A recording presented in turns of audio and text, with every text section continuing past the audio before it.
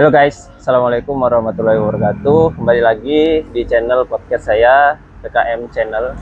Jadi pada pertemuan kali ini kita akan membahas salah satu hal yang paling penting ya dalam kehidupan mahasiswa, dalam kehidupan berkuliah, itu masalah kecelakaan yang terjadi pada mahasiswa. Jadi kemarin sempat viral, sempat ada kejadian kasus lagi ya, mahasiswa kecelakaan di jalan lintas gitu. Nah, jadi di sini kita akan bahas di mana kasus kecelakaan mahasiswa ini sering terjadi. Pada hari ini saya mengundang salah satu informan atau narasumber ya, yang mana sudah hadir, di mana narasumber ini merupakan mantan dari Ketua Badan Eksekutif Mahasiswa kampus tersebut, sehingga saya rasa dia sangat paham mengenai mungkin mereka pernah melakukan advokasi kepada kampusnya. Jadi di sini kita akan bahas mengenai hal tersebut. Jadi temanya adalah kecelakaan mahasiswa. Jadi di sini saya sudah mengundang Hansen, kemarin merupakan Ketua Badan Eksekutif Mahasiswa. Jadi mari kita panggil Hansen untuk datang ke meja diskusi ini. Oke. Selamat sore. Ya. Sore, Sen. Apa kabar, Sen? Alhamdulillah sehat. Alhamdulillah. Ya. Nah, jadi gini teman-teman. Jadi pertama kali saya kenal dengan Hansen ini sebenarnya tidak sengaja gitu. Kemarin waktu itu kita sama-sama pergi ke Jakarta ya. Ya, ke JIS. Ya, ke JIS untuk menghadiri sebuah acara, di mana acara itu tidak sengaja kita dalam satu bis ketemu. Yang waktu itu saya juga sebenarnya belum terlalu kenal dengan Hansen. Ya, kita sama, belum. ketemu aja belum pernah kan? Ya, belum jadi, pernah. melalui pertemuan itu sampai hari ini kita menjadi teman, kita menjadi akrab. Kita memang kalau komunikasi itu jarang, tapi tetap selalu ada. Jadi pada hari ini, pada kesempatan ini saya mengundangnya untuk membahas masalah kecelakaan mahasiswa. Ya, siap, jadi Hansen ini merupakan Ketua BEM tahun berapa, Sen? Tahun 2022. 2022-2023. Ya, betul. Berarti tahun kemarin. 2 tahun lewat. 2 tahun yang Ya. lalu, berarti udah ada 2 kali lagi. Udah ada 2 generasi. 2 generasi setelah Hansen. Nah, jadi Hansen jurusan apa, Sen? Kalau di Unsri dari Fakultas Teknik, jurusan arsitektur. Arsitektur. Ya. Oke. Oh, jurusan arsitektur ya? Ya. Kakak baru tahu gitu. Kemarin sebenarnya ada itu dosen kakak yang minta carikan mahasiswa arsitektur. Kakak bingung mau tanya sama siapa. Jadi di sini saya jadi tahu teman-teman kalau Hansen ini ada jurusan arsitektur. Nanti kalau ada mungkin job-job gitu, kalau saya mau bisa pertimbangan untuk nanya sama Hansen. minta desain rumah gitu ya. Ya, bisa Sen? Boleh. Ya, bisa. Rumah. Bisa. Oke. Kalau selama ini udah desain apa aja, Sen? Kemarin ada proyek desain Taman Apung di tempat kelahiran di Kota Pagaralam. Di Kota Pagaralam. Oh, asli Pagaralam. Asli Pagaralam. Oh, saya sering loh situ. Sering ya. Sering healing gitu. Kalau lagi stres mainnya ke Pagaralam. Banyak tempat wisata di sana. Pagaralam. Ya, betul. Gitu. Terus juga bantu dosen. Ya, pokoknya lumayan banyak lah proyek perancangan yang sudah digeluti, diikuti. Oh, iya. Ya. Oke. Itu aja akademiknya banyak loh, apalagi organisasinya sebagai ketua. Iya. Nah, jadi sebenarnya masalah kecelakaan mahasiswa kan, itu menurut saya itu penting ini dibahas. Menurut Hansen gimana? Ya, betul. Menurut saya memang kasus kecelakaan yang terjadi di Universitas Sriwijaya yang kemudian korbannya ini melibatkan mahasiswa, ini mestinya jadi catatan khusus ya bagi banyak pihak sebenarnya. Bukan hanya pihak kampus, tapi juga menjadi catatan khusus bagi pemerintah atau stakeholder yang punya wewenang untuk kemudian mengurangi atau menangani kasus kecelakaan lalu lintas terkhusus yang dialami oleh mahasiswa Universitas Sriwijaya, begitu. Sehingga saya pribadi merasa di satu sisi menyayangkan gitu ya, seolah-olah kasus kecelakaan yang terjadi di jalan lintas terutama Indralaya Palembang ini seolah-olah tidak pernah terselesaikan. Iya. Padahal ada pihak-pihak yang sebenarnya punya wewenang, ya, punya kuasa untuk kemudian barangkali menerbitkan regulasi-regulasi berupa kebijakan-kebijakan yang bertujuan untuk mengurangi angka kecelakaan yang dialami oleh mahasiswa, seperti itu kan. Kalau sepengetahuan Hansen gitu, waktu kemarin jadi ketua Badan Eksekutif Mahasiswa, itu kasus kecelakaan pada mahasiswa ini sebenarnya itu cuman terjadi di kampus kita ini atau gimana gitu? Atau di kampus-kampus lain juga banyak? Ya, ya. Sebenarnya kasus-kasus atau kita sebut saja isu kampus ya. Isu kampus. Kasus-kasus yang kemudian melibatkan mahasiswa, melibatkan urusan akademik organisasi kampus, ini terjadi bukan hanya di Universitas Sriwijaya saja, Bukan di Unsur. akan tapi sudah menjadi isu nasional. Isu nasional. Ya, beberapa kampus nasional yang ada di Pulau Jawa juga mengalami kasus serupa. Kasus serupa. Hal yang sama, termasuk kasus pelecehan seksual gitu ya. Kemudian kecelakaan lalu lintas dan lain sebagainya seperti itu. Jadi bukan hanya di kampus kita saja, Bukan hanya di kampus. bukan hanya di kita Unsri aja. saja, tapi juga terjadi di kampus-kampus lainnya seperti itu. Iya. Jadi bisa nggak diceritakan gitu pengalaman tentang terkait dengan keselamatan di jalan lalu lintas ini? Atau Hansen pernah melewati gitu jalan-jalan lintas ini? Menurut Hansen gimana jalan lintas kita ini? Ya, ya. Gitu. Apalagi terkhusus mahasiswa Unsri ya, pasti sudah menjadi hal yang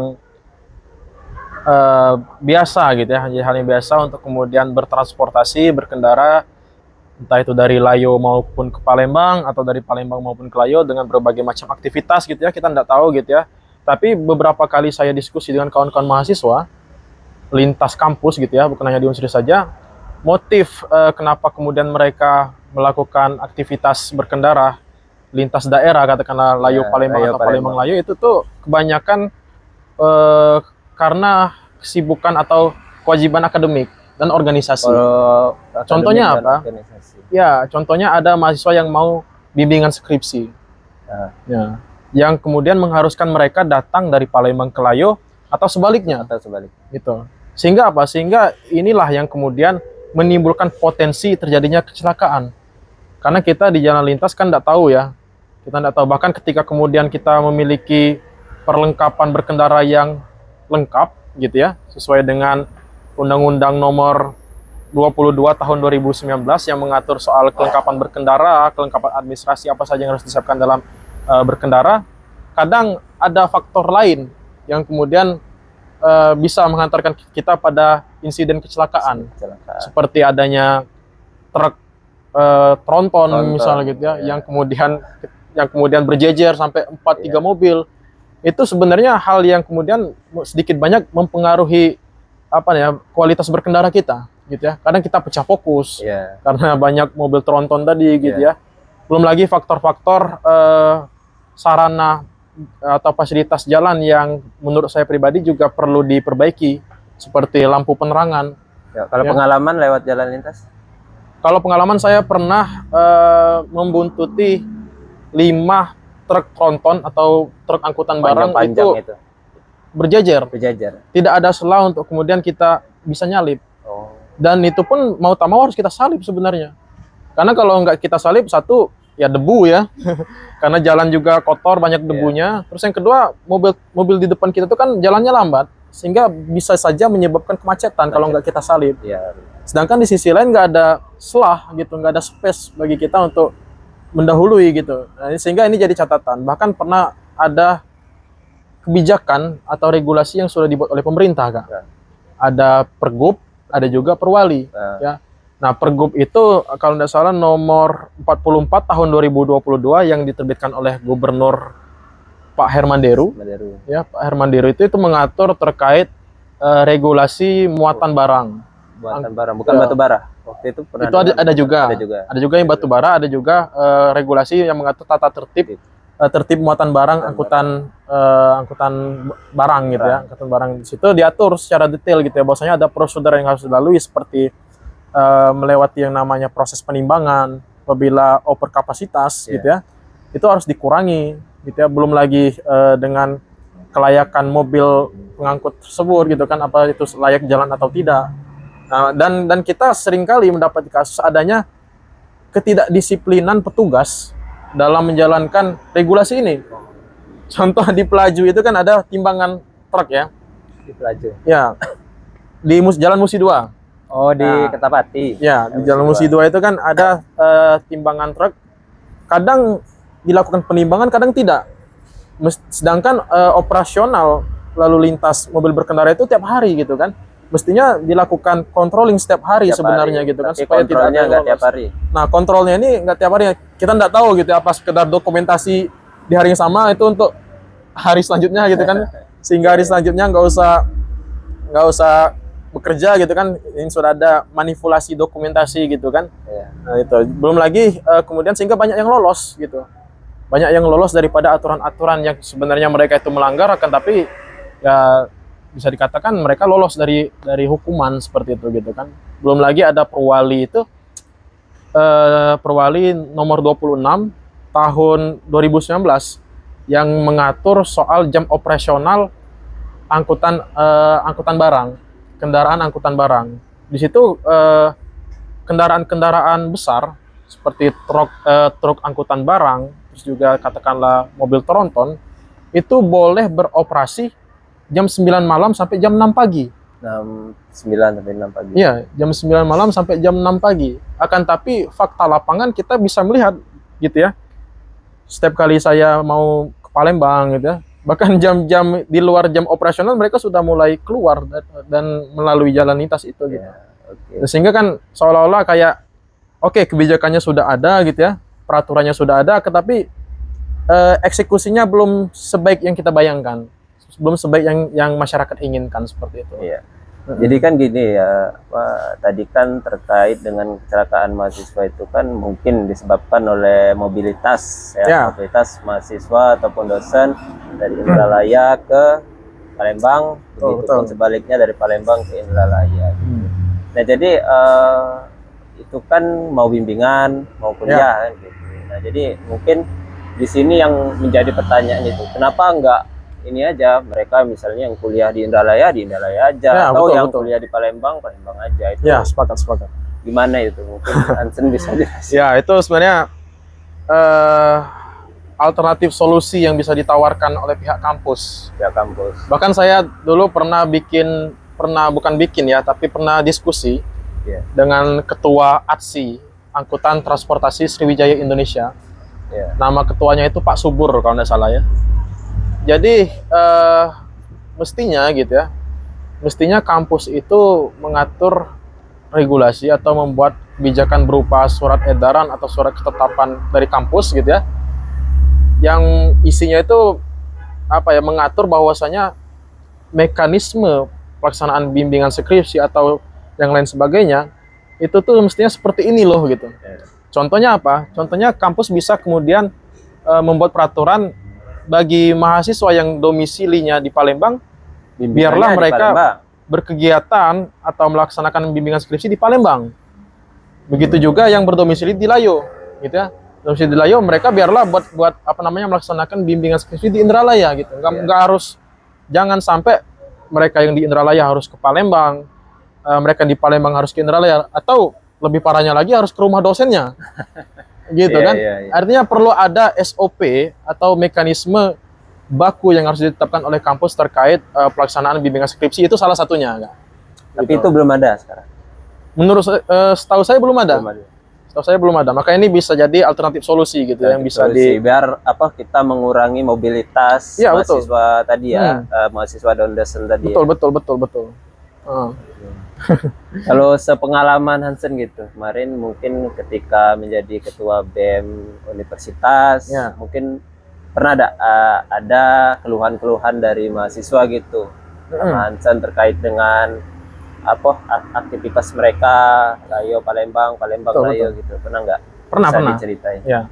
Jadi sering kemarin itu pernah diskusi lah ya dengan kawan-kawan mahasiswa yang pembahasannya itu berkaitan soal transportasi. Ya, awalnya kita membahas dilarangnya angkot masuk kampus.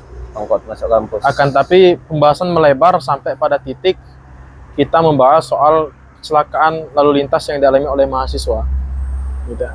Yang sangat disayangkan di sini adalah pihak-pihak yang punya wewenang, yang punya kuasa untuk kemudian mengurangi angka kecelakaan yang dialami oleh mahasiswa, seolah-olah denial gitu ya, pura-pura tidak tahu gitu.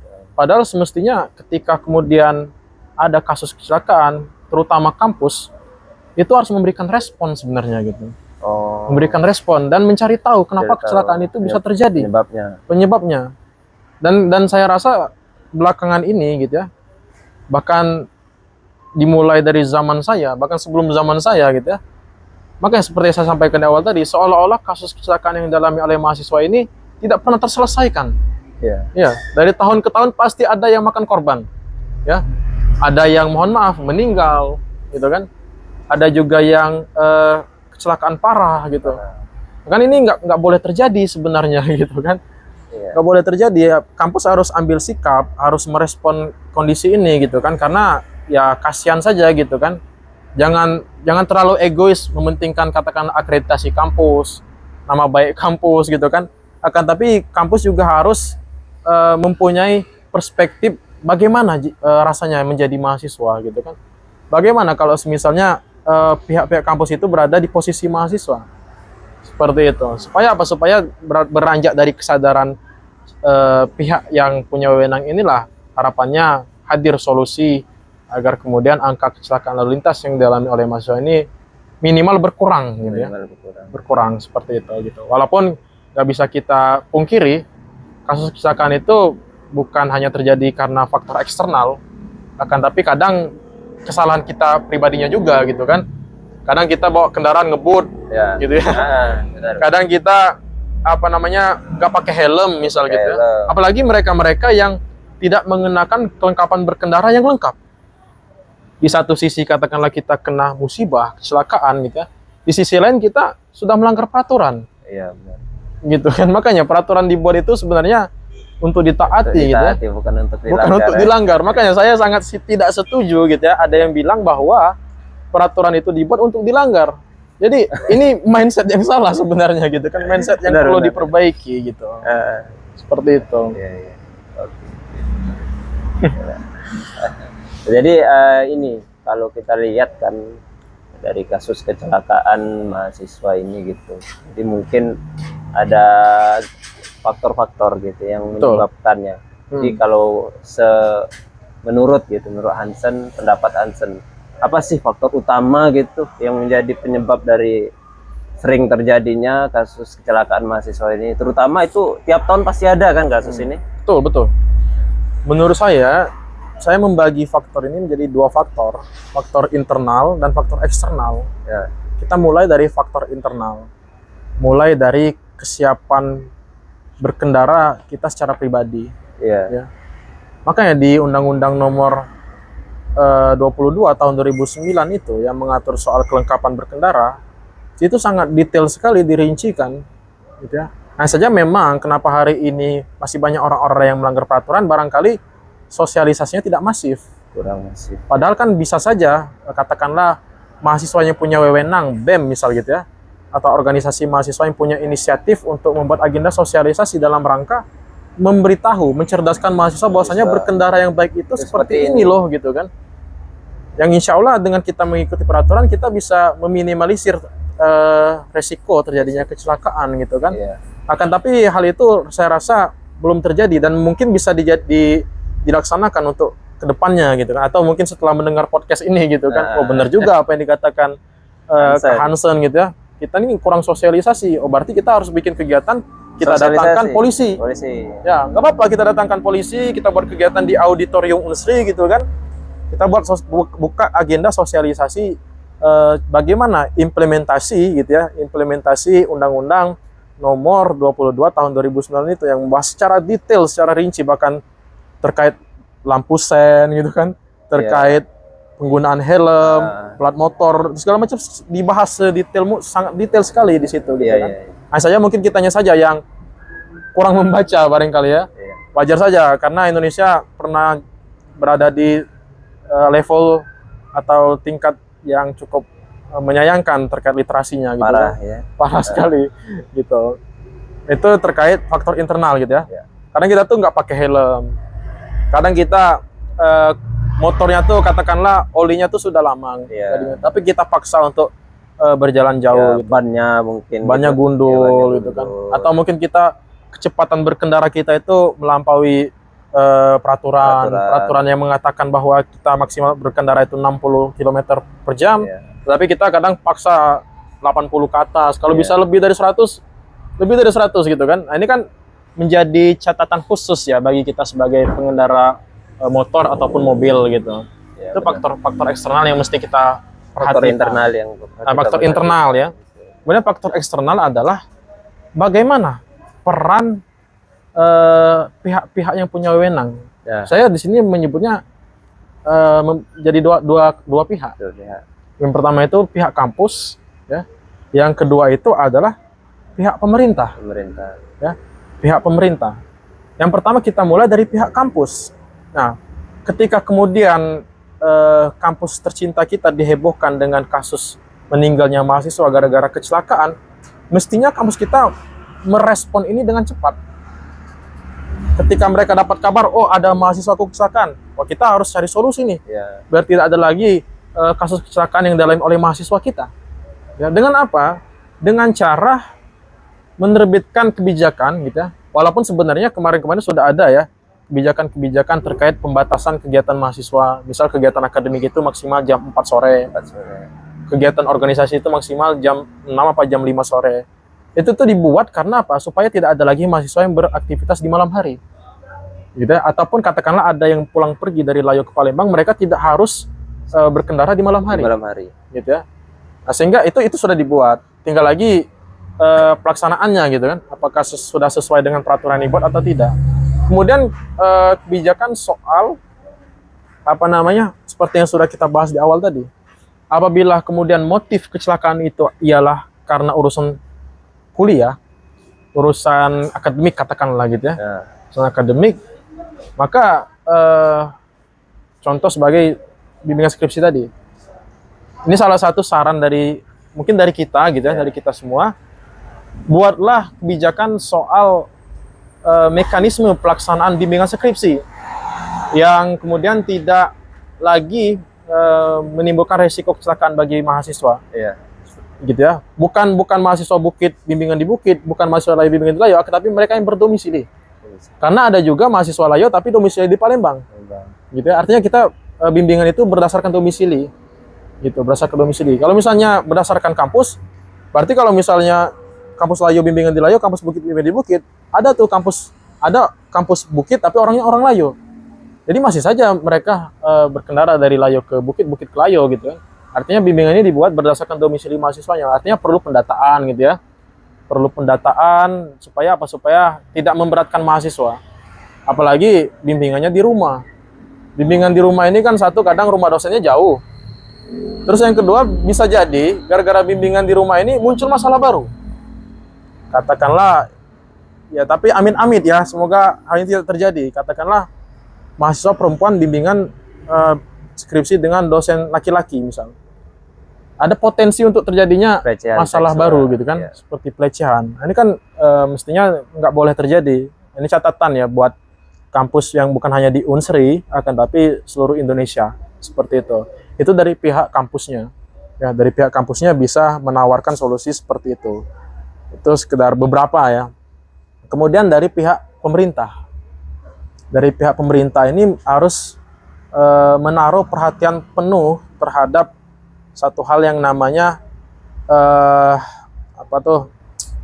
public security approach. Ya.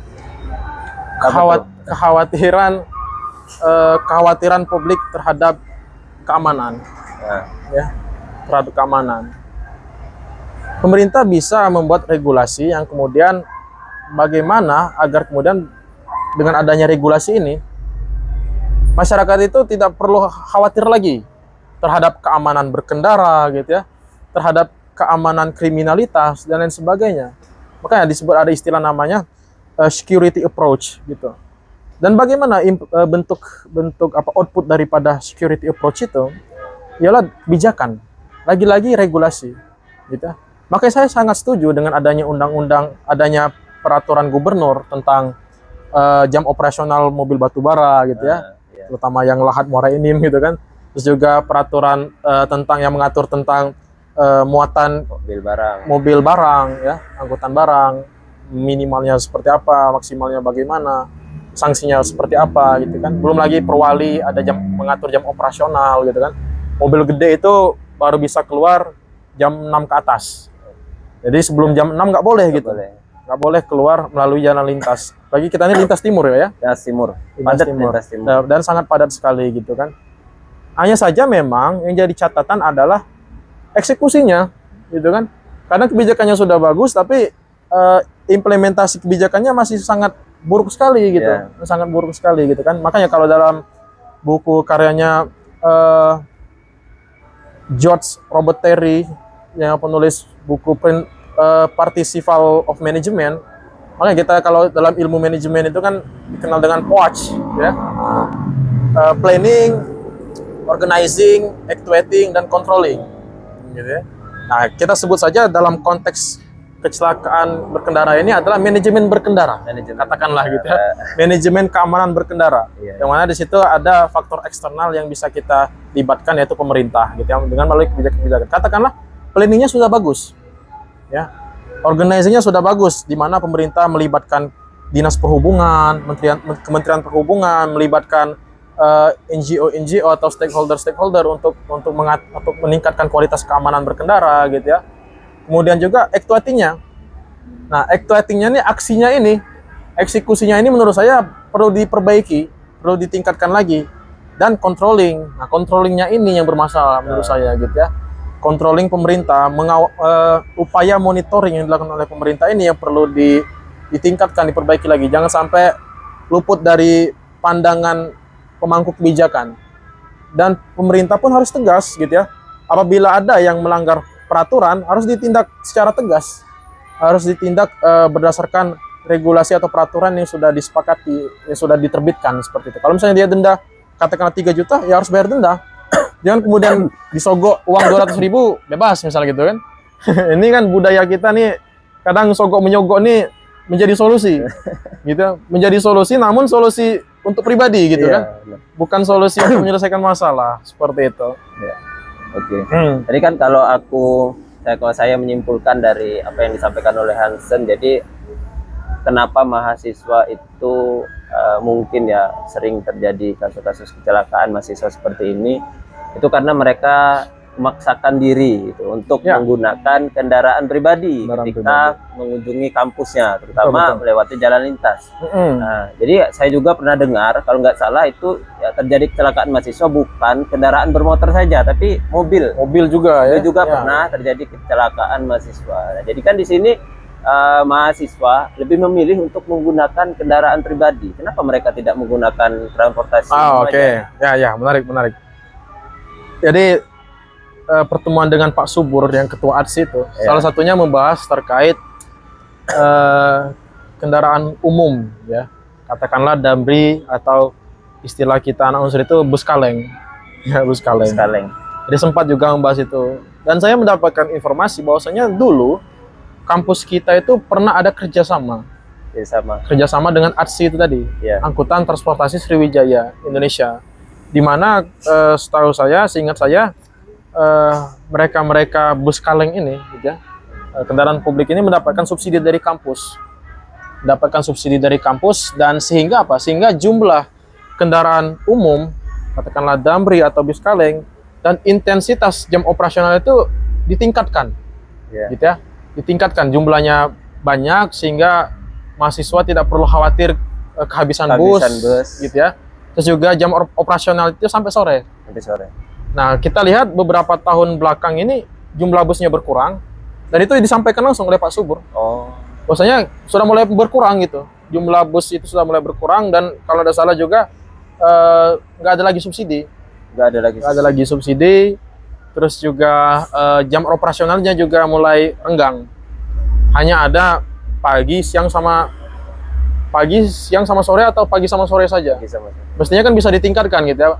Ditingkatkan setelah kita ngantar mahasiswa Indralaya ke Palembang, bisa balik lagi. Sehingga tidak terlalu lama mahasiswa itu untuk menunggu. Kalau misalnya intensitas jam operasional kendaraan umum itu ditingkatkan gitu ya. Artinya perlu ada kerjasama sih menurut saya ya.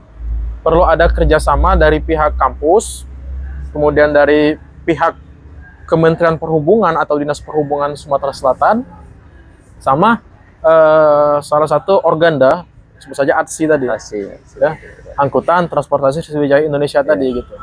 Artinya kalau melalui kolaborasi inilah gitu ya, kita kemudian menghilangkan yang namanya kekhawatiran tadi. Ya, Kekhawatiran mahasiswa ketinggalan bus misalnya gitu ya.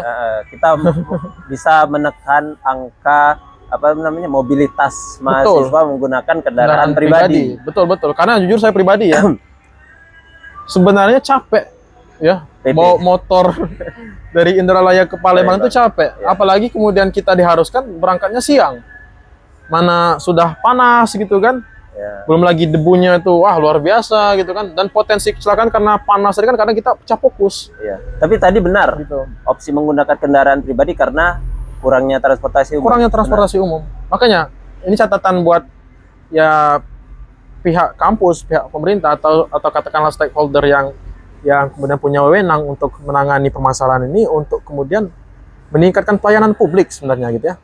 Meningkatkan pelayanan publik, terus juga penyediaan sarana transportasi yang layak untuk mahasiswa gitu. Kalau kita ini ke Palembang Indralaya maupun sebaliknya itu memang cuman ada satu jalan lintas atau ada opsi lain? Sejauh ini kayaknya satu ya. Kecuali kalau sudah sampai Musi 2, banyak tuh ya cabang-cabang kan. Bisa lewat Musi 2, bisa lewat Pelaju gitu kan. Tapi kalau dari Indralaya ke Palembang itu saya rasa cuma satu itulah ya. Cuma satu jalan lintas itulah, dan mana kita sama-sama tahu sendiri gitu ya. Kita tahu sendiri kadang kendaraannya ngebut-ngebut gitu ya. Kalau istilahnya nggak ngotak gitu ya. Jadi supirnya tuh nggak ngotak gitu ya, kadang ngebut banget. Pernah ada satu kejadian yang pengalaman pribadi saya. Jadi saya tuh ada kegiatan kampus ya, ada kuliah atau apalah gitu di kampus Bukit. Dan pulang dari situ saya mendapati ada pengendara truk yang microslip. Ngantuk. Jadi saya tuh di belakang truk itu, dan truknya tuh kayak gini. Oleng gitu ya. Saya mau nyalip kiri, tiba-tiba truknya ikut ke kiri gitu ya. Saya ke kanan juga, dia ikut ke kanan. Sehingga banyak sekali resiko kalau kita menggunakan kendaraan pribadi. Banyak sekali resiko gitu kan. Dan terlepas daripada itu, memang ini catatan buat kita secara pribadi. Kita pun mesti berhati-hati juga. Bawa motor tuh nggak usah ngebut-ngebut lah gitu. Yang penting sampai. Gitu ya. Pun kalau kita katakanlah telat, kita kan bisa konfirmasi ke dosennya gitu ya. Assalamualaikum Bu, assalamualaikum Pak, gitu. Kemungkinan saya telat untuk datang ke kampus karena saya bawa kendaraan motornya pelan gitu, meminimalisir terjadinya kecelakaan. Saya rasa dosen pun akan memaklumi gitu ya. Apa iya dosen mau bertanggung jawab kalau semisal kita kecelakaan? Saya rasa akan denial juga pihak kampusnya gitu kan. Ya itu salah siapa? Salah kamu ngebut gitu kan. Padahal kan nggak bisa kayak gitu gitu. Nggak bisa kita pura-pura tidak melihat gitu ya. Kita jangan buta lah terhadap masalah ya. Kita jangan buta lah terhadap kasus-kasus yang ada. Ada masalah kita selesaikan ya. Jangan kemudian ada masalah kita lari dari masalah. Memang mungkin kampus kita atau kitanya terhindar dari masalah, tapi masalahnya nggak selesai Kak. Gitu ya. Artinya apa? Satu-satunya jalan untuk menyelesaikan masalah ya dihadapi. Gitu ya. Nggak bisa kita kemudian kita sudahlah, ini kalau ada kasus kecelakaan atau kasus apapun itu kita kubur dalam-dalam misalnya. Nggak usah kita up ke media misalnya gitu ya. Nggak usah kita selesaikan, nggak usah kita tangani. Gitu. Kan ini cara berpikir yang salah menurut saya. Gitu. Kalau itu tadi opsi untuk kendaraan yang menggunakan motor ya. Kalau mobil mungkin ada opsi jalan tol lah. Ya betul. Ada opsi jalan tol. Ada opsi jalan. Sebenarnya banyak cara ya. Banyak cara agar kita itu terhindar dari yang namanya kecelakaan laka lantas. Banyak cara. Yang pertama, kita berkendara itu ya hati-hati. Terus kedua, kita memakai perlengkapan yang lengkap gitu ya. Kemudian kita bisa menggunakan akses jalan tol khusus yang memakai mobil ya. Memakai mobil. Ya apa susahnya, nggak apa-apa lah kita menggelontorkan uang puluhan ribu untuk lewat jalan tol. Penting kita aman. Yang penting kita tidak ada potensi diserempet bus, diserempet truk misal gitu kan. Tidak ada resiko kita katakanlah senggolan dengan kendaraan lain gitu kan.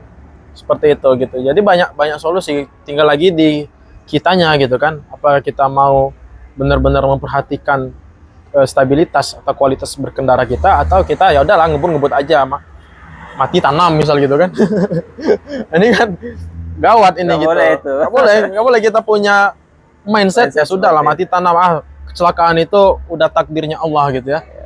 Itu nggak boleh. Memang kecelakaan itu, musibah itu sudah takdir gitu ya, bagian daripada takdir. Tetapi kan takdir yang bisa direncanakan, yang bisa diubah. yang bisa diubah gitu kan. Nggak semua takdir itu nggak bisa diubah, ada yang bisa diubah seperti itu. Termasuk kecelakaan tadi, kalau kita nggak mau kecelakaan ya pelan-pelan aja, hati-hati, lihat spion gitu misalnya gitu kan. Iya. Jadi terkhusus mobil tadi bisa lewat jalan tol menurut saya. Tol, ya. Karena Ya.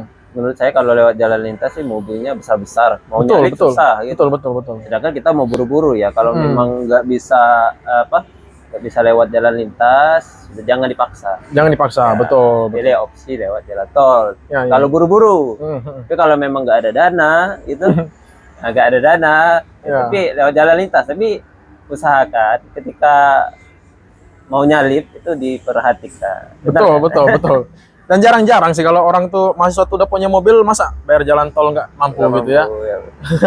Jangan-jangan mobilnya nih rental gitu. Iya. Patut dipertanyakan. Karena waktu itu pernah terjadi juga, bukan motor saja yang terjadi kecelakaan. Pernah Ya. waktu itu satu mobil itu cewek ya, orang berapa Oh. itu?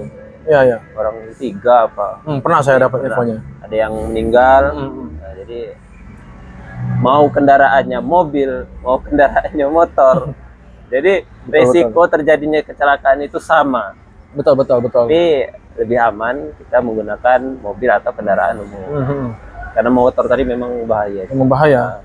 Kalaupun memang katakanlah mobil rusak, kendaraan rusak, bukan berarti kita mengurungkan niat kita untuk menjalankan kewajiban kita sebagai mahasiswa. Kita bisa naik travel gitu ya. Kita bisa naik damri atau bus kaleng tadi gitu. Jadi banyak solusi sebenarnya gitu ya.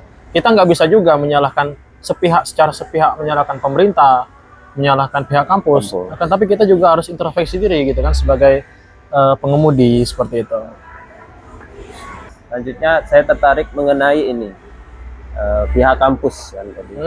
Kalau selama ini pihak kampus tadi kan belum Hansen jelasi mengenai mungkin upaya ataupun tindakan yang dilakukan oleh pihak kampus ini berkaitan dengan terjadinya kasus-kasus kecelakaan mahasiswa. Jadi tadi Hansen jelasin sedikit aja mengenai belum ada tindakan gitu. Ketika mahasiswa kecelakaan itu hanya seremonial ucapan bela sungkawa. Oh, betul. Tapi nggak ada tindakan mungkin mungkin sosialisasi. Langkah konkret ya. Langkah konkret atau advokasi mungkin yang dilakukan oleh pihak kampus terhadap mungkin pemerintah ataupun yang lain. Mungkin bisa jelaskan yang pengalaman Hansen kemarin. Iya, betul. Tindakan dari kampus selama ini. Jadi jangan sampai kampus itu ketika katakanlah mahasiswanya mendapati masalah, kampusnya tuli dan buta, pura-pura nggak lihat, pura-pura tidak mendengar, gitu. Dan menganggap bahwa masalah yang dihadapi oleh mahasiswa adalah kesalahan pribadi. Padahal sebenarnya pihak kampus kan punya hak untuk mengintervensi, ya. Punya hak untuk mengintervensi melalui kebijakan-kebijakan yang tentunya pro terhadap mahasiswa. Jangan pula kampus membuat kebijakan yang kemudian kontra dengan mahasiswa. Tetap ada buat kebijakan yang win-win solution. Kampus dimenangkan, mahasiswa juga dimenangkan. Buatlah kebijakan yang kemudian tidak memberatkan mahasiswa, akan tapi di sisi lain juga menguntungkan mahasiswa. Kadang bertolak belakang, Kak, gitu ya. Yeah. Contoh kayak kebijakan pembatasan kegiatan organisasi di kampus misal gitu ya. Gitu. Pihak kampus menginginkan agar tidak ada lagi aktivitas organisasi di malam hari. Akan tetapi ada beberapa organisasi yang mau tak mau malam hari itu dimanfaatkan untuk berlatih. Ya. Untuk tampil misalnya gitu ya, ada agenda nasional. Jadi mereka akan merasa keberatan, gitu ya, Belum lagi masalah perizinan tempat kadang gitu ya. Artinya apa? Artinya kebijakan ini dibuat untuk meminimalisir terjadinya hal yang tidak diinginkan di kampus, tapi itu juga bertentangan dengan keinginan mahasiswa. Artinya tidak win-win solution. Tidak win-win solution. Ya, makanya kebijakan yang harus dibuat adalah kebijakan yang win-win solution, gitu. Kebijakan yang win-win solution melalui surat, entah itu surat edaran gitu ya, atau surat ketetapan. Dan tentu kebijakan itu bukan sekedar dibuat dan disahkan saja, akan tapi dijalankan sebaik mungkin gitu ya. Perlu adanya monitoring, perlu adanya pengawasan, atau bila perlu adanya sanksi yang diberikan kepada mahasiswa yang katakanlah melanggar peraturan. Seperti itu, yang melanggar peraturan. Artinya apa? Artinya ini pesan untuk pihak kampus ya. Pihak kampus, karena menurut saya kita sebagai mahasiswa ya, teman-teman sebagai mahasiswa juga harus mendorong agar pihak kampus merespon kondisi ini secepat mungkin, sebijak mungkin, dan mencetuskan langkah-langkah konkret ya, agar masalah-masalah ini bisa teratasi. Gitu ya. Jangan didiamkan. Jangan sampai kejadian semacam ini terjadi secara repetitif, gitu ya, secara berulang. Hari ini katakanlah 2 mahasiswa meninggal, tahun depan ada lagi, tahun depannya lagi ada lagi. Artinya kita tidak memutus mata rantai ini. Oke, perlu ada gerakan yang entah itu melalui kesadaran pihak kampusnya, gitu ya, atau gerakan dari mahasiswanya, gitu. Gerakan dari mahasiswanya mendorong agar pihak kampus itu merespon kondisi ini, karena mereka punya wewenang gitu, punya wewenang dan punya tanggung jawab juga sebenarnya, gitu ya. Kecelakaan ini tanggung jawab kita bersama, ya, tanggung jawab kita sebagai masyarakat, tanggung jawab sebagai pemerintah, tanggung jawab sebagai pihak kampus, gitu, tanggung jawab kita bersama, gitu. Dan ini bukan hal yang main-main, ini kan berbicara soal nyawa, gitu ya. Sekalipun kecelakaan ya sudah kecelakaan, gitu ya, nggak bisa diulangi. Apalagi ya saya sangat sedih sekali sampai ada mahasiswa yang meninggal, gitu kan. Saya tuh membayangkan bagaimana perasaan orang tuanya, gitu kan. Orang tuanya berharap kepada mahasiswa yang kuliah itu biar jadi orang hebat, biar jadi pemimpin, gitu kan, bisa mengangkat derajat keluarganya. Akan tapi ternyata mereka mendapatkan kabar anaknya, mohon maaf, meninggal. Dan meninggalnya tuh gara-gara urusan akademik, salah satu faktornya, gitu kan. Nah, ini sangat miris sebenarnya. Makanya seperti yang kakak sampaikan tadi, kita terkait adanya mekanisme bimbingan skripsi katakanlah, itu saya sangat setuju sekali, gitu ya, supaya tidak ada lagi yang saya pribadi kadang pernah saya pengalaman pribadi, gitu ya, hujan-hujan kadang nerobos untuk bimbingan. Iya, bimbingan di Palembang. Dan bimbingan mau tak mau harus dilakukan. Karena itu syarat sidang, gitu ya, ada batas minimal bimbingan. Nah, kalau kita nggak bimbingan atau nggak sampai mengikuti sidang, maka kita lanjut di periode selanjutnya atau semester selanjutnya. Ya kan menambah masa studi kan cukup berat juga kita sebagai mahasiswa, gitu kan. Nah, ini kadang capek juga, Kak, gitu ya. Kadang capek juga, makanya, dan jujur Kak ya, pembahasan soal ini bukan di tataran mahasiswa saja. Tapi saya pribadi juga sering diskusi dengan dosen di prodi, gitu.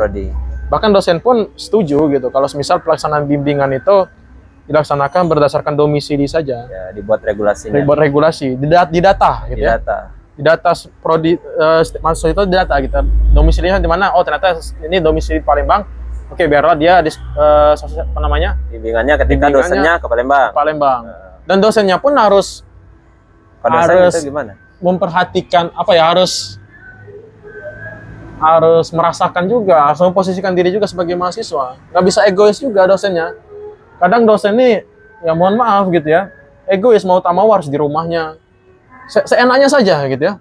Bimbingan tuh seenaknya saja, kadang di rumah, dan kita sebagai mahasiswa mau tak mau harus mengikuti apa yang diinstruksikan oleh dosen, gitu kan.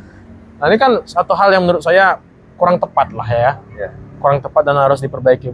Bila perlu di masing-masing kampus Indralaya, kampus Bukit itu dibuat tempat khusus untuk bimbingan. Ya jangan pula bimbingan di tempat hidden gem misalnya, tempat-tempat tersembunyi misal, gitu kan. Di tempat-tempat yang luput dari pandangan publik, gitu kan. Oke, bisa jadi masalah bimbingannya selesai. Tapi muncul masalah baru, ada potensi terjadinya kasus pelecehan, gitu kan. Bila perlu ada ruang khusus untuk bimbingan skripsi, disediakan masing-masing prodi itu disediakan ruang khusus untuk bimbingan skripsi. Itu akan lebih baik dan perlu didorong. Saya sangat berharap regulasi itu kedepannya bisa diwujudkan oleh pihak bisa kampus. Dipercepat ya. Nah, ditambah dengan gerakan mahasiswanya juga Ya, harus regulasi yang menguntungkan mahasiswa Ya. juga tidak mempersulit kampus, dosen. ya dosen. Betul. Benar-benar. Harus win-win solution. Ya. Jadi mungkin itu tadi saran dan harapannya ya. Saran dan harapan saya Atau ada lagi yang lain saran ke- dan harapan gitu untuk ke kampus ataupun untuk yang ada di mahasiswa. seluruh Indonesia. Dan untuk mahasiswa, kuncinya hati-hati saja. Hati-hati dan taat peraturan. Ya. Dan satu lagi, mahasiswa perlu memperhatikan aktivitas prioritas. Aktivitas prioritas. Ya, kalau semisal katakanlah orang Palembang hanya sekedar pengen jalan-jalan ke Layo, jalan-jalannya cuma nggak ada hal yang terlalu urgent, Ada. menurut saya sebaiknya diurungkan saja niatnya. Gitu. Kalaupun mau melaksanakan aktivitas berkendara Layo Palembang atau Palembang Layo, itu tuh untuk hal-hal yang benar-benar urgent. Ya. Kalau cuma sekedar saya pengen ngopi lah gitu ya ngopi lah di Layo misal gitu kan, nggak mesti harus ngopi di Palembang. Terus juga mahasiswa Palembang itu kalau ngopi ya ngopi lah di Palembang, nggak usah ngopi di Indralaya gitu kan. Jadi hal-hal yang katakanlah sia-sia, hal yang kurang bermanfaat itu sebaiknya dikurangi saja. Ya, dikurangi saja. Pun kalau semisal di sisi lain itu adalah agenda yang penting, ya kita harus berhati-hati. Harus berhati-hati, pelan-pelan gitu kan. Jangan lupa berdoa gitu kan, biar selamat sampai tujuan seperti itu. Dan mungkin tadi kita berharap dengan pihak kampus ya, dan pesan untuk kita secara pribadi sebagai pengemudi. Kemudian yang pengen saya sampaikan adalah yang cukup menarik sih sebenarnya. Apa yang bisa dilakukan oleh mahasiswa? Langkah apa yang bisa dilakukan oleh mahasiswa? Seperti itu. Karena kan kita tahu sendiri, di kampus itu kan ada organisasi Badan Eksekutif Mahasiswa, BEM, yang katakanlah punya otoritas yang cukup luas, yang cukup besar untuk kemudian menangani permasalahan-permasalahan yang dialami oleh mahasiswa. Bahkan semua permasalahan, masalah UKT, masalah kecelakaan ini, masalah pelecehan, dan masalah-masalah lainnya. Karena BEM itu adalah jembatan, ya. BEM itu adalah tempat kita mengadu, gitu ya. Tempat agar kemudian aspirasi kita, keinginan kita itu bisa terwujudkan melalui BEM. Makanya berbicara soal fungsi BEM, ya, persentase BEM bergerak di bidang pergerakan itu lebih besar dibandingkan event dan juga advokasi. Makanya mesti dimaksimalkan fungsi pergerakannya oleh kawan-kawan Badan Eksekutif Mahasiswa. Terus apa yang bisa dilakukan dalam konteks kasus kecelakaan ini? Minimal advokasi lah, kayak. Iya. Kalaupun kita tidak punya nyali atau tidak punya keinginan untuk melakukan aksi gitu ya, aksi demonstrasi gitu ya, minimal kita melakukan aksi berupa advokasi atau audiensi, menyelesaikan masalah secara diplomatis gitu kan. Kita datang ke pihak kampus gitu ya, kita ceritakan gitu masalah-masalah mahasiswa, kondisi-kondisi yang ada kita ceritakan. Dan pikir saya kampus hari ini sudah mulai aware, terbuka ya, terhadap mahasiswa. Jadi ceritakan, kita gelar karpet diskusi gitu ya, sampaikan permasalahan-permasalahan yang ada. Apakah ini memungkinkan? Sangat memungkinkan. Karena di Pulau Jawa itu ada satu kampus, tidak usah saya sebut nama kampusnya. Jadi ada satu momentum tahun 2023 kemarin, awal 2023 kemarin, kampus itu mau berubah status, Kak. Dari PTN BLU menjadi PTNBH. Di mana PTNBH ini, narasi PTNBH ini kan terlepas dari keuntungan-keuntungannya, juga ada hal-hal yang ditakuti, dikhawatirkan oleh mahasiswa. Salah satunya terkait kenaikan UKT. Kemudian apa yang dilakukan oleh BEM kampus tersebut? Mereka audiensi ke pihak kampus membawa yang namanya surat komitmen, Kak. Ya, di mana surat komitmen itu salah satu poinnya adalah agar pihak kampus menjamin tidak ada mahasiswa titik-titik-titik yang berhenti kuliah atau terhambat kuliahnya gara-gara UKT. Itu surat komitmen. Jadi ketika audiensi, kawan-kawan BEM dan mahasiswa itu, mereka bawa semacam surat komitmen yang berisikan poin-poin, ya, entah itu berupa tuntutan atau berupa saran dan masukan gitu ya. Dan itu ditandatangani oleh pihak kampusnya. Oh, Itu upaya bisa dilakukan. Mungkin kita juga bisa melakukan itu. Kita membuat surat komitmen, ya, BEM Universitas Sriwijaya buat surat komitmen atau ada beberapa hal yang bisa didiskusikan, dan di situ kita minta agar ada jaminan. oh, tapi saya pernah baca juga ya mengenai PTNBH itu, kalau nggak salah poinnya, satu poin yang saya agak senang gitu, Ya, terkait dengan UKT. Katanya kalau sudah jadi PTNBH itu UKT nggak bakal naik, Ya. bakal naik kecuali UKT itu sudah dinaikkan sebelum PTNBH. jadi PTNBH tadi. Nah, itu mungkin Hansen Ya. tahu. Ya, PTNBH ini kan salah satunya kan disebutkan bahwasanya kampus itu sudah punya pendapatan mandiri ya. Iya. Pendapatan mandiri. Terus juga narasinya kalau di Universitas Sriwijaya kan kita punya agroekoteknologi segala macam, agrowisata gitu ya. Edu wisata segala macam. Terus juga kita punya lahan sawit, lahan karet yang bisa dijadikan pendapatan pendapatan mandiri kampus gitu kan. Apakah kemudian itu bisa cukup untuk memenuhi syarat PTNBH? Saya rasa perlu diperhatikan juga. Ya. Jangan sampai untuk gara-gara semata-mata untuk memenuhi syarat PTNBH, justru pendapatan itu kita hasilkan dari UKT-nya mahasiswa. Itu kan yang ditakuti oleh mahasiswa belakangan ini gitu. Kenapa ada gerakan-gerakan agar kemudian boleh kita PTNBH gitu kan? Karena secara status lebih baik gitu kan dibandingkan PTNBLU, kan, tapi perlu ada jaminan agar kemudian apa yang ditakuti oleh mahasiswa hari ini itu tidak terjadi. Salah satunya kenaikan UKT. Nah, di kampus di Pulau Jawa yang saya sebutkan tadi, mereka buat surat komitmen tadi. Ya. Kampus menjamin agar UKT tidak naik, agar tidak menyulitkan mahasiswa, tidak ada mahasiswa yang berhenti gara-gara UKT. Nah, di Unsri juga bisa kita buat seperti itu. Dan salah satunya kita masukkan juga soal kecelakaan. Ya. Pihak kampus bisa menjamin agar tidak terjadi lagi yang namanya kecelakaan lalu lintas yang dialami oleh mahasiswa. Itu bisa dimasukkan dan bisa diupayakan oleh kawan-kawan mahasiswa yang hari ini punya wewenang, punya power gitu ya, punya kendali untuk kemudian mewujudkan harapan-harapan itu semua. Seperti itu, Kak. Dan apalagi kemarin kasus kecelakaan mahasiswa itu terjadi karena dia memang mau kuliah gitu mau kan. Mau kuliah, mau bimbingan ya, gitu bukan dia di luar jam kuliah gitu ya, kan. Ya betul, kecuali kalau malam hari gitu ya. Nah, berarti di sini harus ada gitu kan komitmen yang seperti itu. Komitmen ya, komitmen dari pihak kampus. Komitmen kita sebagai pengemudi juga gitu kan. Dan kerjasama juga, jangan lupa. Ya. Bahkan dulu saya dapat informasi, ada datanya, ada bus hibah, kendaraan hibah yang didapatkan dari Kementerian Perhubungan RI, ada juga pemerintah daerah dari Lubuk Linggau yang menghibahkan kendaraan untuk mahasiswanya gitu kan. Nah, ini tren ini kan positif, bisa dilanjutkan sebenarnya gitu kan, supaya tidak ada lagi kekhawatiran mahasiswa itu seperti yang kita bahas tadi gitu ya. Khawatir ketinggalan bis gitu kan, khawatir nggak bisa pulang, khawatir ini. Kadang Damri itu kan saya perhatikan terakhir itu jam 5 apa jam 4. Habis itu nggak ada lagi Damri. Mestinya kan bisa lah gitu disediakan jam alternatif gitu ya. Antisipasi kalau semisal ada mahasiswa yang telat naik bus, kita punya ketersediaan kendaraan alternatif tadi gitu kan, seperti itu. Oke. Jadi gitu ya pembahasan kita mengenai kecelakaan mahasiswa ini.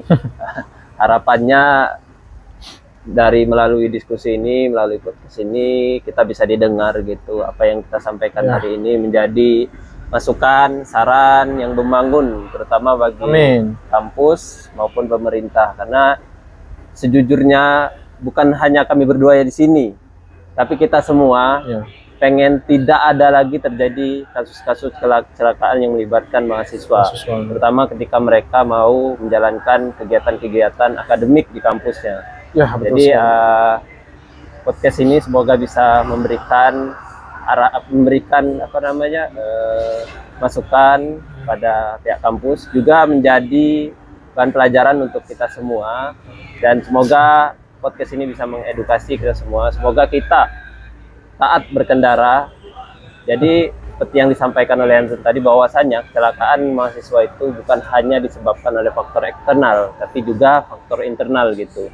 baik kendaraan kita yang tidak siap untuk perjalanan jauh, dari diri kita yang mungkin belum siap secara fisik mungkin lagi sakit ataupun lagi demam dan lain-lain. Jadi jangan dipaksa untuk menggunakan kendaraan pribadi. Nah, selain itu juga karena memang kenapa mahasiswa menggunakan kendaraan pribadi, karena kurangnya alternatif menggunakan kendaraan umum. Nah, jadi di sini kita berharap pihak kampus pendengar, pihak pemerintah pendengar, semoga kita yang kuliah di kampus ini yang setiap hari itu pulang pergi antar kabupaten ya ini ya, antar kabupaten. Semoga kita bisa difasilitasi gitu, kita bisa ada bus-bus yang bisa kita naiki, yang bus ini bisa menjadikan kita alternatif untuk kita agar kita tidak menggunakan lagi kendaraan pribadi. Nah, jadi itu berdasarkan pengalaman saya sendiri dulu, berdasarkan juga pengalaman Hansen. Tidak ada kendaraan untuk ke Palembang menggunakan kendaraan umum, transportasi umum. Jadi mengharuskan kami menggunakan kendaraan pribadi. Ya. Padahal sebenarnya kita nggak mau gitu kan? Ya sebenarnya jujur aja nggak mau, capek. Gitu. Jauh juga gitu kan? Capek tuh. Jadi sampai di sini saja podcast kita hari ini. Sampai jumpa. Terima kasih sudah menonton sampai selesai. Jadi sampai jumpa di next podcast. Terima kasih. Assalamualaikum warahmatullahi wabarakatuh. Waalaikumsalam warahmatullahi wabarakatuh. Terima kasih. Terima kasih, San.